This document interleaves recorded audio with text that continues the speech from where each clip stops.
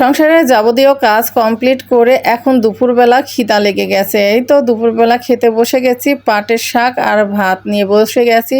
আর পাটের শাকটা খেতে না আমার দুর্দান্ত লাগে। আপনাদের কাছে কেমন লাগে অবশ্যই কমেন্টে জানাবেন। কিন্তু আমি পাটের শাক এমনিতে খেতেও পছন্দ করি। আর এটা শুধু পাটের শাক না, কাতল মাছ দিয়ে কচু রান্না করেছি, কচুর তরকারি ঝোল করে, কাতল মাছের বড় কাতল মাছ যেহেতু এই জন্য ঝোল করে রান্না করেছি, খেতে কিন্তু অনেক ভালো লাগে। তো আমি আগে পাটের শাক দিয়ে এমনি ভাত খেয়ে দেখলাম, খুবই মজা লাগলো। তারপরে এদিকে কিন্তু মাশকালাই দিয়ে ডাল রান্না করেছি, সেই ডাল আছে, সে ডাল দিয়ে খাবো। আমার কিন্তু মাশকালাই ডাল প্রচুর আকারে পছন্দ, আমি কিন্তু খেতে খুব পছন্দ করি। আর পাটের শাক আর এই তো কালাই ডাল অনেক মজা, কিন্তু খেতে দুর্দান্ত।